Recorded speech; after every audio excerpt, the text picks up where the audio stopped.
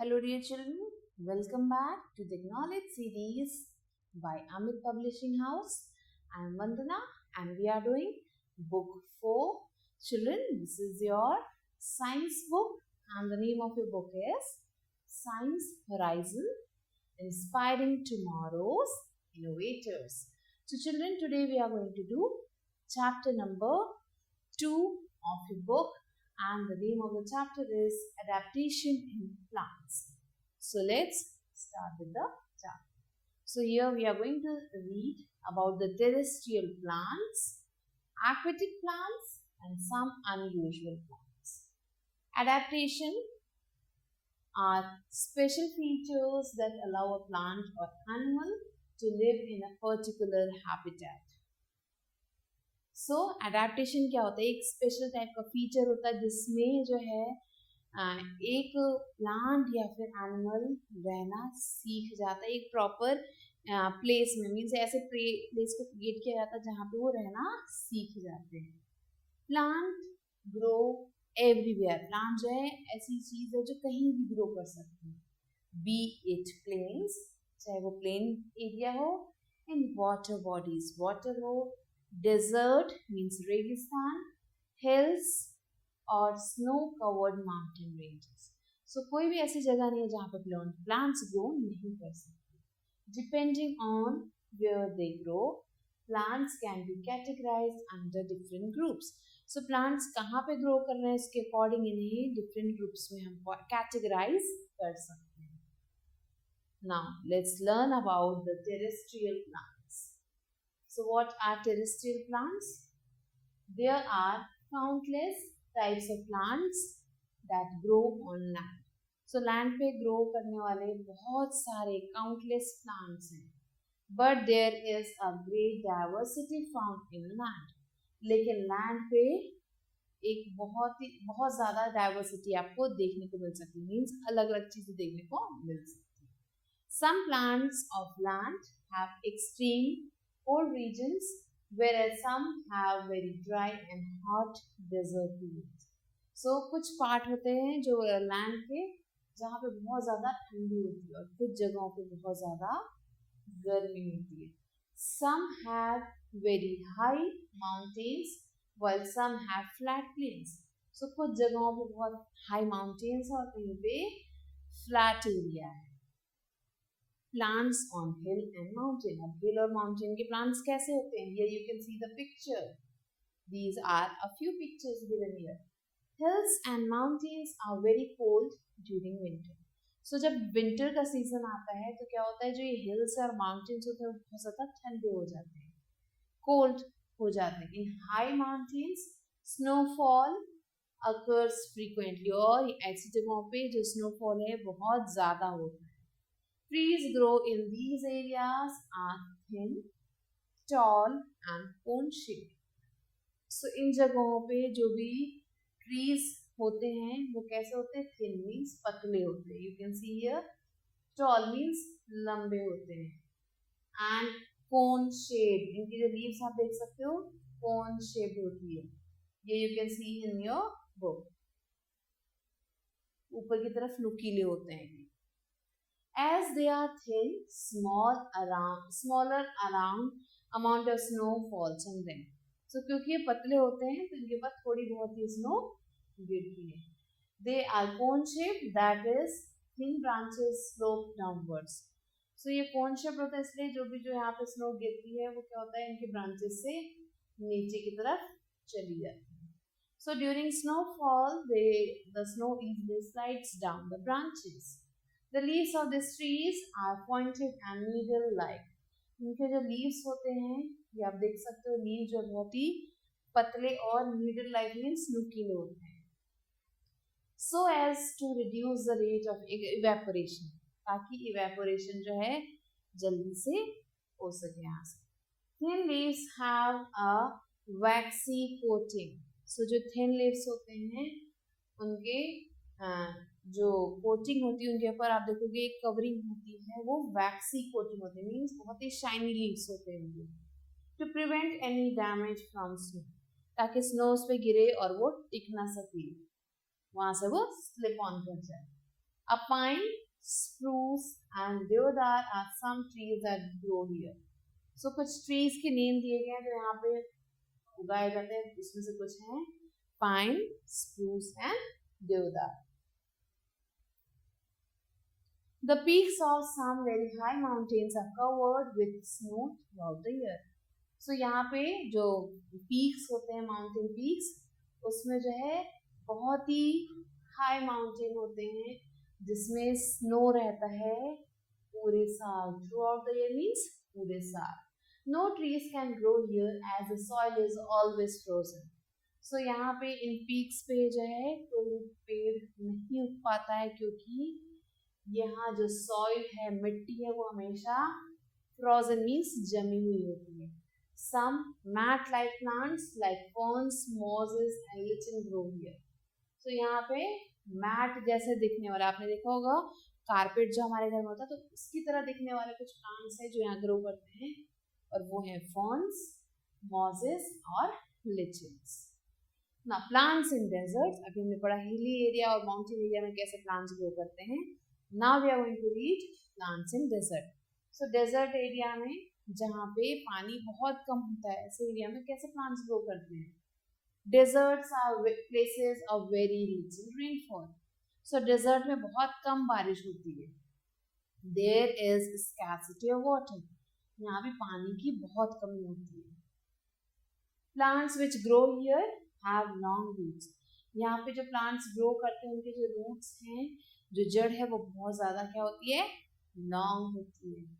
These roots go deep in the earth in search of water. और ये जो roots हैं वो earth के अंदर चले जाते हैं पानी को ढूंढते ढूंढते. You know that the water inside the plant get evaporated through its leaves. So जो भी पानी होता है plant में वो उनके leaves से क्या होता है, evaporate हो जाता है और ऊपर चला जाता है. So to prevent the loss of water, the leaves of these plants are either reduced to spines or are absent. So ताकि यहाँ पे evaporation ना हो पाए water का, यहाँ पे जो इन पेड़ों की जो leaves होती है वो कैसी होती हैं, या तो spines होते हैं, means कांटे होते हैं उसमें, या फिर ये leaves होती ही नहीं है यहाँ पे. This is the picture of a cactus, जिसमें आपको leaves अलग से कुछ नहीं दिखाई देंगी ताकि ये पानी को इवेपोरेट करने से प्रिवेंट कर सके. In the absence of leaves, photosynthesis takes place in their green and fleshy stem. क्योंकि यहाँ पे लीव्स नहीं है तो क्या होता है, जो भी फोटोसिंथेसिस होता है वो इनके इस स्टेम पार्ट में ही होता है.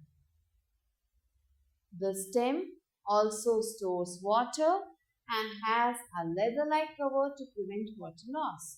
तो ये जो स्टेम्स होते हैं ये भी जो है स्टोर करते हैं वाटर को, और इनके अंदर होता है लेदर जैसा cover to prevent water loss को प्रिवेंट करने के लिए.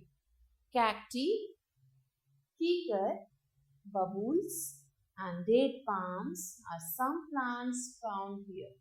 So here you can see these are a few pictures of the plants that grow here in these desert areas. Now plants in plain. अब plain area में, plain land में कैसे plants grow होते हैं, let's read about them. Plains are regions where plenty of light, water and soil is available for plants. So plain वो area होते हैं जहाँ पे बहुत सारा light भी होता है, water, soil, ये सारी चीजें अवेलेबल होती हैं प्लांट्स को ग्रो करने के लिए. Because of this a variety of plants are found here. So इसी चीज की वजह से यहाँ पे बहुत सारे प्लांट्स आपको प्लेन एरिया में दिखाई देंगे. To get more and more sunlight, the trees spread out and grow many dense branches. So ज्यादा से ज्यादा सनलाइट मिल पाए ट्रीज को, इसलिए क्या होता है, ये और ज्यादा डेंस मीन्स घने होते जाते हैं, घने घने उनके ब्रांचेस फैलते जाते हैं. You can see here the picture is here. Some plain regions have cold and dry winter. So कुछ प्लेन रीजन ऐसे होते हैं जहाँ पे जो विंटर है बहुत ज्यादा कोल्ड और ड्राई होता है. Trees in these regions shed their leaves in autumn and winter. So ऐसी जगहों पे जो trees हैं वो अपने leaves को गिरा देते हैं autumn और winter season to reduce the loss of water, ताकि water loss कम हो सके. They get new leaves again in spring, और जैसे spring season आता है इनमें new leaves आ जाते हैं. Many plain regions are covered with dense forests. So कई सारे ऐसे plain region है जहाँ पे बहुत ही घना dense forest है. Here you can see the picture of a dense forest. आपको यहाँ land नहीं दिखाई देगा, आपको सिर्फ हर जगह greenery दिखाई देगी. Here trees try to grow taller to get maximum sunlight. So यहाँ पे जो trees होते हैं वो बहुत ही taller लंबे होते हैं ताकि वो ज़्यादा ज़्यादा सूरज की रोशनी ले सकें. Some forests are so dense that very little sunlight reaches the ground. So कुछ forests इतने ज़्यादा घने और dense होते हैं जिसकी वजह से क्या होता है, जो ground है वहाँ तक बहुत ही कम sunlight आ पाता है. After passing through the leaves and branches of the tree, so branches और leaves में से गुजर के बहुत ही कम sunlight जो है land पे आ पाता है. In such forest only some small climbers grow near the trees. So ऐसी जगहों पे सिर्फ थोड़े मोड़े आपको climbers दिखाई देंगे, climber plants दिखाई देंगे जो इन पेड़ों के पास ही grow करते हैं. Mango, neem, banyan, peepal, gulmohar and shishan trees are some of the trees found here. So here children you can see the example of few of the trees are given here. These are a few of the trees that grow in the plain region. Now let's learn about plants in marshy places. So what are marshy places? Marshy place ऐसे जगह होती है जहाँ पे पानी बहुत ज़्यादा होता है. So ऐसी जगहों में कैसे plants grow करते हैं? In some places soil is very sticky and clayey. So कुछ ऐसी जगह है जहाँ पे जो soil है, जो मिट्टी बहुत ज़्यादा sticky होती है, चिपचिपी होती है, clayey होता है, clay form में होता है. Because of very high water content, क्योंकि वहाँ पानी बहुत ज़्यादा होता है. Such places are called marshy or swampy areas. So ऐसी जगहों को हम marshy या फिर swampy areas कहते हैं. Because of the presence of water, the soil does not have enough air trapped in it. So क्योंकि यहाँ पे पानी बहुत ज़्यादा है, जो soil है उसको enough air नहीं मिल पाता है. But roots need air. लेकिन roots जो हैं उन्हें क्या चाहिए? Air चाहिए. So plants growing in such places have roots above the ground. So ऐसी जगहों में जो plants होते हैं उनके जो roots हैं वो ground के ऊपर होते हैं. To get air from the atmosphere. Such roots are called aerial or breathing roots. So here you can see there is the picture. अब आप देख सकते हो plant जो है पानी के अंदर है, बट आप देख सकते हो रूट्स का कुछ पार्ट जो है यहाँ पानी के ऊपर है ताकि ये एयर को ले सके. सो ऐसे प्लांट्स को हम क्या कहते हैं? सच रूट्स आर कॉल्ड एरियल और ब्रीदिंग रूट्स. सो ऐसे रूट्स को हम एरियल रूट्स या फिर ब्रीदिंग रूट्स कहते हैं. Mangrove trees are the most common trees found. So ऐसी जगह पे कौन सा ट्री बहुत ज्यादा पाया जाता है? Mangrove. So this is the picture of a mangrove tree.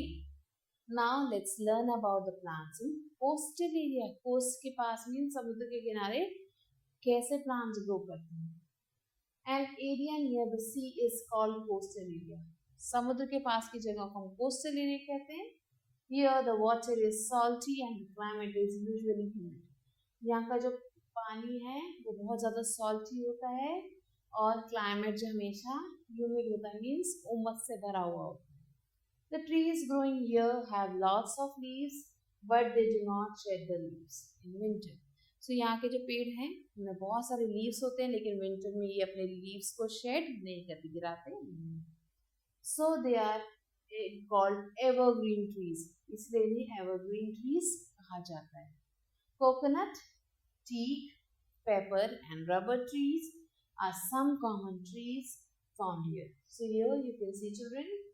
The name of few of the trees are given here जो इस एरिया में हमें मिलेंगे. Now let's learn about the aquatic plants. Aqua means water. So ऐसे plants जो पानी के अंदर grow करते हैं, ऐसे plants को हम aquatic plants कहते हैं. So besides growing on land, plants grow in water also. So land पे तो plants grow करते हैं, लेकिन इसके अलावा वो पानी में भी grow करते हैं. Such plants are called aquatic plants. Aquatic plants can further be divided into three parts. So aquatic plants को हम three parts में divide कर सकते हैं. और क्या है वो? Fixed, floating and underwater plants. So it is divided into three parts and it is fixed, floating and underwater plant. Now let's quickly read about the fixed plants. So here you can see there's a beautiful picture of a lotus plant here. So lotus is a fixed aquatic plant. Some plants like the lotus and the water lily have their roots fixed to the bottom of the plant or the river they grow in. So जिस भी river या फिर pond में ये grow करते हैं, उनके जो roots है वो fixed होते हैं bottom तक, means जमीन तक. These roots keep the plant fixed at one place. ये जो roots है plant को एक जगह पे fix करके रखते हैं. They have thin, long and spongy stem. इनके जो stem है वो बहुत ज़्यादा thin होते हैं, पतले होते हैं, long लंबे होते हैं और spongy होते हैं, means sponge जैसे होते हैं. The stem have long tubes with air inside them which make them light. So ये जो stem होते हैं इनके अंदर लंबे ट्यूब्स होते हैं with air inside, जिसके अंदर एयर होता है, which make them light, जिसकी वजह से ये बहुत ही लाइट होते हैं. The leaves are broad and green and they float on water. इनके जो leaves होते हैं बहुत ही ज़्यादा broad means चौड़े होते हैं and green होते हैं और ये पानी के ऊपर तैरते रहते हैं. As the lower surface of the leaves is submerged in water, the stomata are present on thin upper surface. तो अभी हमने पढ़ा था कि स्टोमेटा लीव्स के नीचे वाले पार्ट में होता है, बट क्योंकि ये जो प्लांट्स है इनका जो नीचे का पार्ट है लीव्स का वो पानी से ढका हुआ रहता है, तो यहाँ पे इन प्लांट्स में जो ऊपर का हिस्सा होता है लीव्स का वहाँ पे स्टोमेटा होता है. The upper surface is also coated with waxy substance. So इनका जो ऊपर का सरफेस होता है इसके ऊपर भी कुछ waxy substance होता है, जिससे पानी अगर इस पे जाएगा तो वो पानी इनके लीव्स पे टिकता नहीं और नीचे चला जाता है. It prevents water from staying on them and blocking the stomata. So पानी इन लीव्स पे ना टिक सके, स्टोमेटा को ब्लॉक ना कर सके, इसलिए इसके जो लीव्स हैं वो बहुत ही waxy होते हैं. Now let's learn about the floating plants. Some aquatic plants like the duckweed, water lettuce and water hyacinth float freely on the surface of water. तो कुछ plants ऐसे हैं जिनके नेम यहाँ पे दिए गए हैं. ये कैसे हैं? ये जो है float करते हैं, तैरते रहते हैं पानी के ऊपर. Most of these plants have thin and dense roots. तो ये जो प्लांट्स हैं इनके जो रूट्स है बहुत ही थिन पतले होते हैं और बहुत ही डेंस मीन्स घने होते हैं. But thin roots are not fixed to the bottom of the water body. लेकिन इनके जो रूट्स हैं वो पानी के अंदर जो है मिट्टी से अटैच्ड नहीं होते हैं, इसलिए इन्हें फ्लोटिंग प्लांट्स कहा जाता है. Here you can see the picture of duckweed, then the water lettuce and the water hyacinth.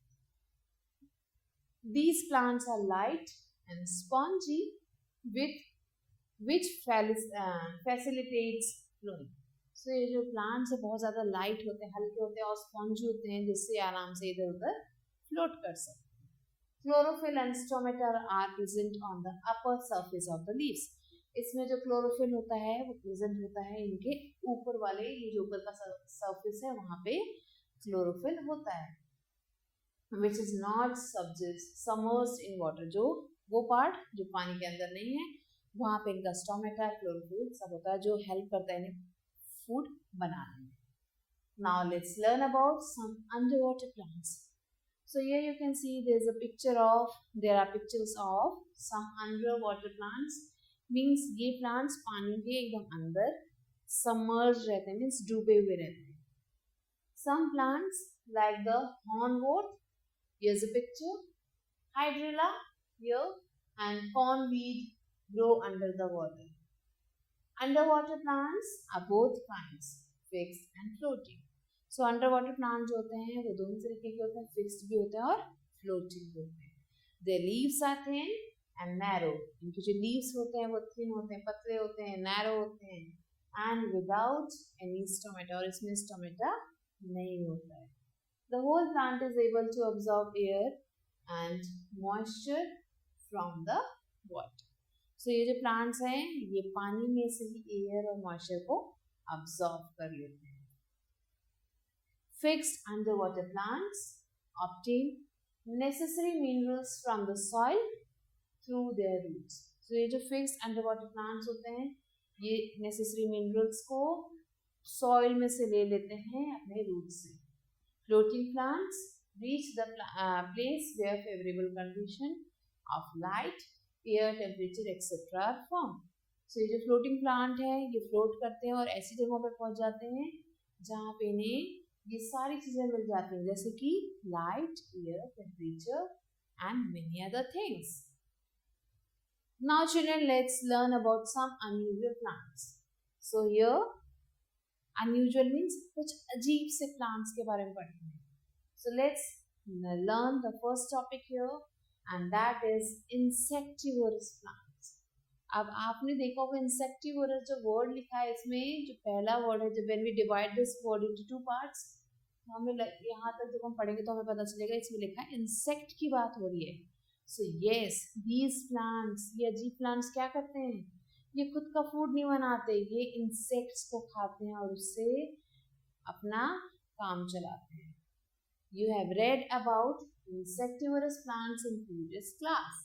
The Venus flytrap and the pitcher plant are some insectivorous plants. So ये दो कुछ insectivorous plants के name हैं.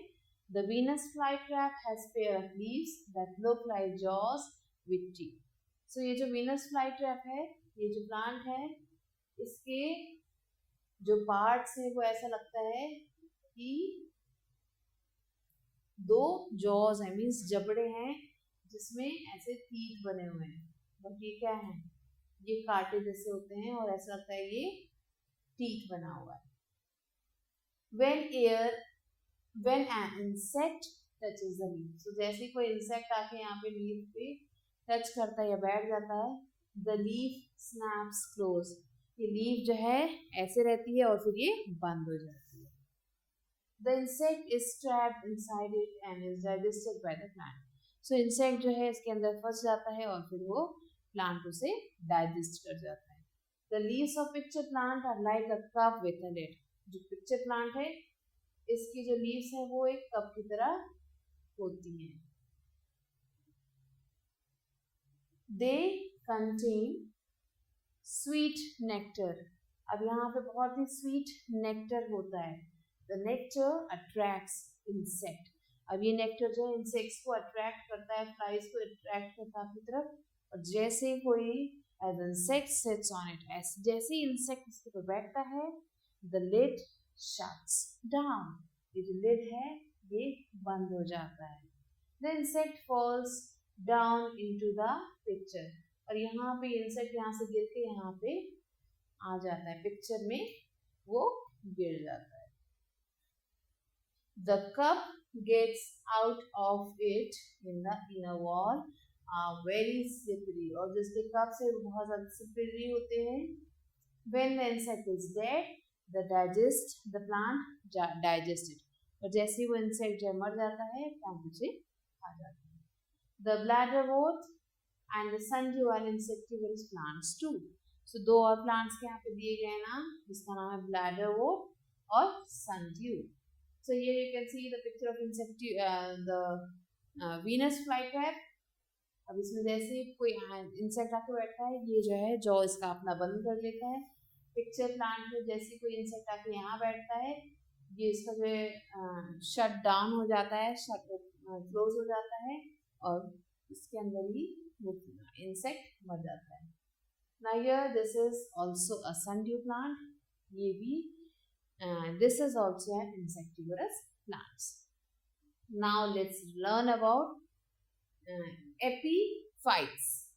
Some plants like mosses and ferns grow on other plants. So कुछ plants हैं जैसे कि mosses और ferns, ये दूसरे plants पे depend करते हैं. ये अपना food नहीं बनाते पर ये दूसरे plants में से अपना food ले लेते हैं.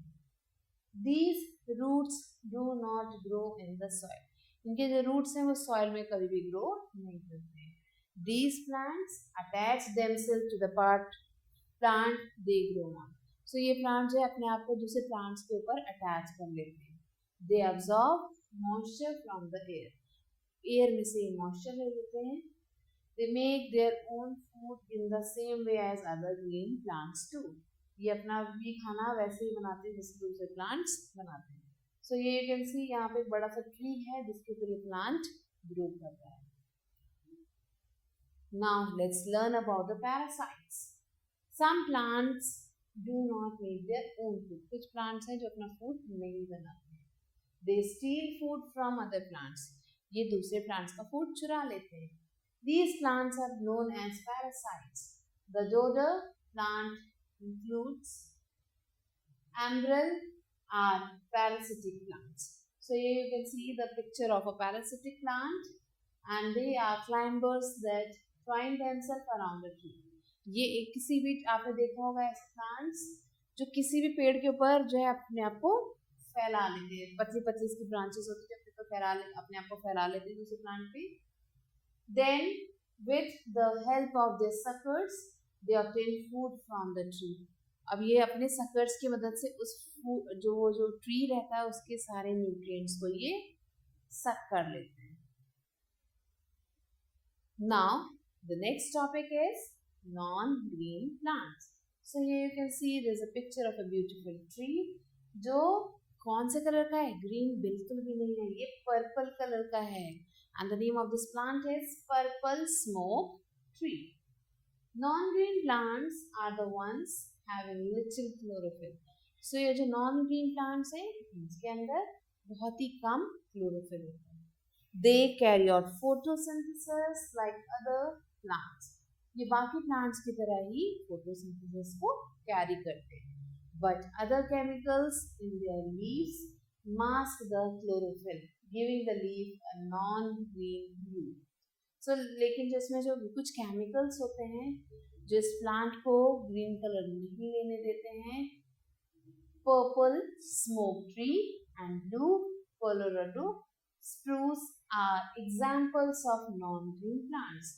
सो here the example of the non green plants are given here and the name are purple smoke tree and blue Colorado spruce. Earlier, mushrooms, molds, and yeast were considered as non-green plants.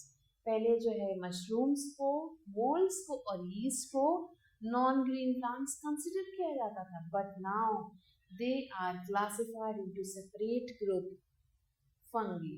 और अब इन्हें जो है different groups में बांट दिया गया है. अब इन्हें जो है plants की कैटेगरी में नहीं रखा गया, इन्हें अब fungi group में रख दिया गया है. Now let's recall what we have learned today. Plants living in different habitats have different features. Plants adapt themselves to the climatic condition of their habitat. Plants are either terrestrial or aquatic. Trees growing in mountainous regions are tall, straight, and cone-shaped. Regions covered with snow throughout the year have some mat-like plants also. Only the roots of desert plants go deep into earth in search of water. Aquatic plants are light and spongy.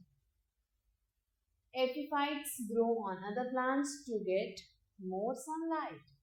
Most trees in coastal areas are evergreen. The leaves of underwater plants do not have stomata. Now children, let's do the question answers of your book. So children, here the first question is, what is habitat?